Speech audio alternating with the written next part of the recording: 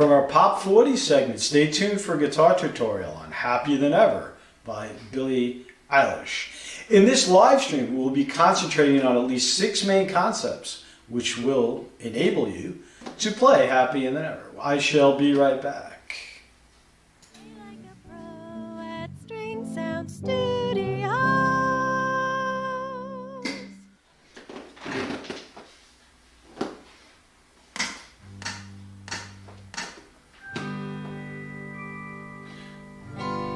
When I'm away from you, I'm happier than ever. Wish I could explain it better. I wish it wasn't true. Give me a day or two to think of something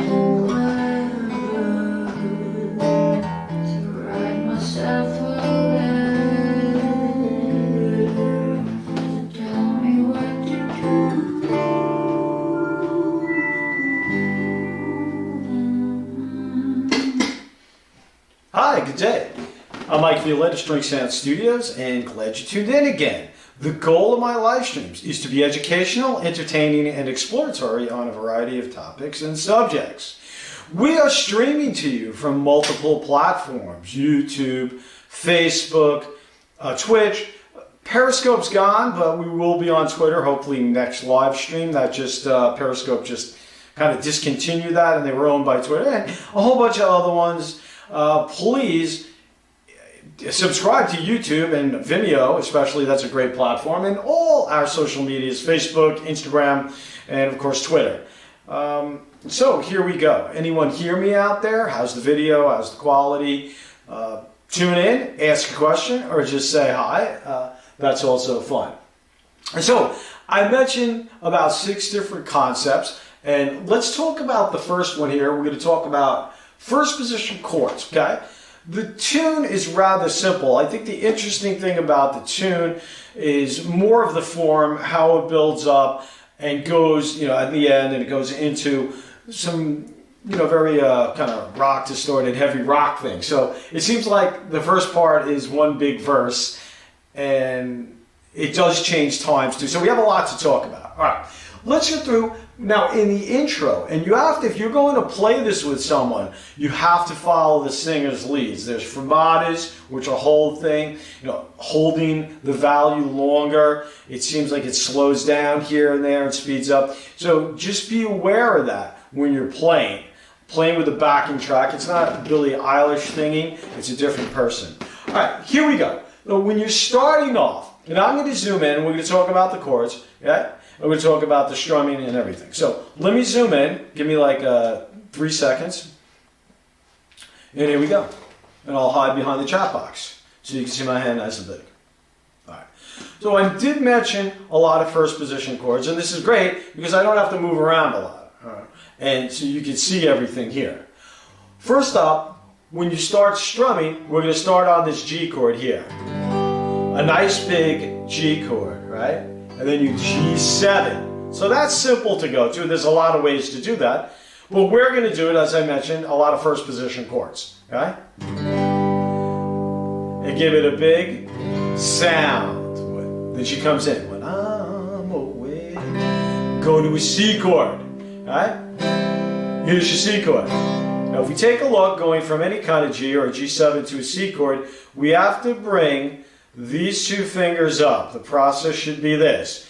Getting the lower notes first.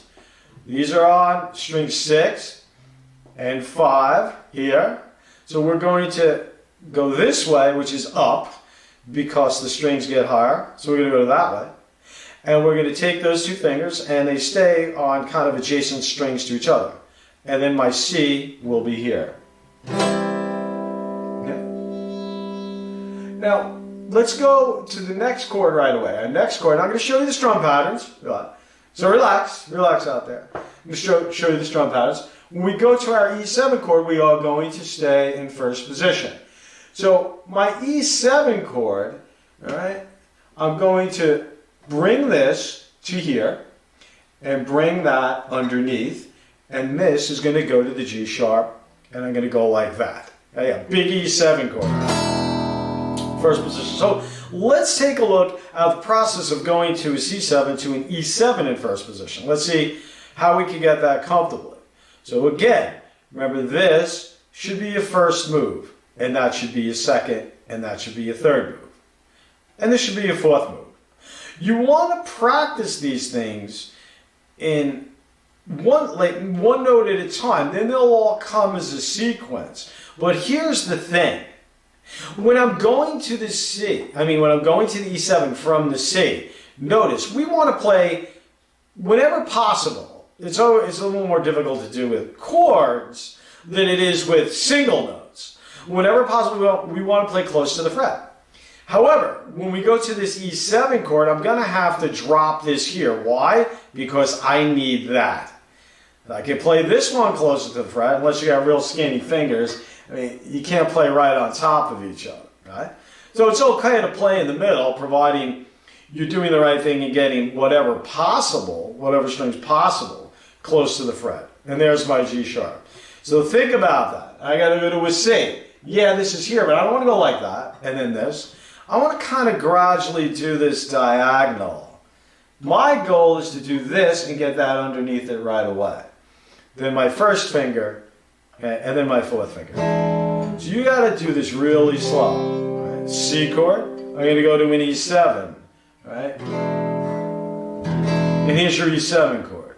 Again, see that? First finger's on that, third string, G sharp. You might know some of these chords and you just want the progression. However, I'm taking this from the perspective that, well, you don't know these chords, okay? And you're learning them. All right, if you did, okay, Mike, let's just keep going. All right, so these are more, I would say, intermediate type lessons. Okay? C chord to E7, and now A minor. This is interesting too. When we're going to go from the E, that's kind of the same shape. If you take a regular E and you go to A minor, everything pulls up, okay? Goes up to the next, each respective adjacent string. All right? So it's the same shape. However, we're going to continue to keep our open. And we get rid of the fourth finger. But let's take a look from E7 here to our A minor. There we go. All right, let's continue. So we have the E minor, then our next chord is D minor. Then we go back to a G chord, G7, and then she starts up with the second verse again, C, which the chords are essentially the same.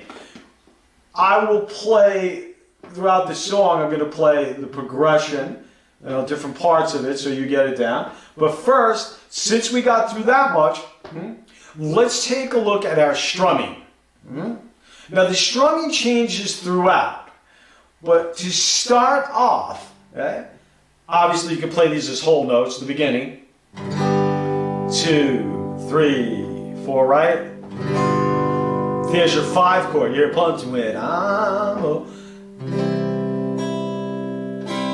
Here's kind of the feel they have. I believe it's her brother that plays guitar with her. Okay? Here's the feel that they have on the song. And to me, it's a quarter with a quarter note dotted or a tied eighth note. So you have 2 quarters in a row. But the and of 3, okay, is important. And then you play on 4. So it's syncopated there. Watch.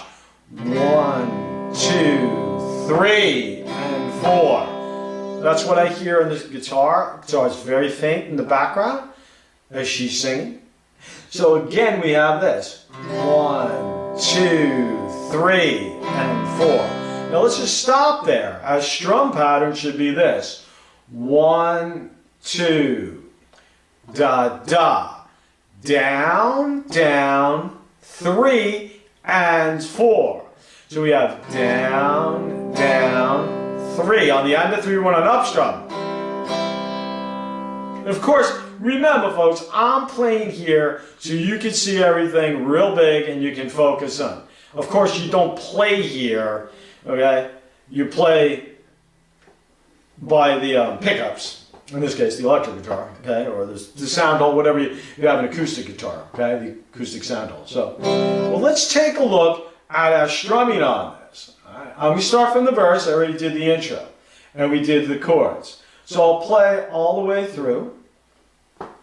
Oh, to the second verse again, okay, and then we'll get a little past that, and then I'll show you the minor chords. She has some minor chords, okay? Our basic chord progression is C, E7, A minor, then D minor, G, G7, back to C. Kind of repeats that sequence for the most part, right? And I'm going to talk to you about the E7 and the E chord in a minute. So let's talk about it, because that's something I explained that's a secondary dominant. So we're going to talk a little theory here. Well, let me take it from the beginning. Watch. 3, 4, 2. Run again. 3, 4. 2, 3.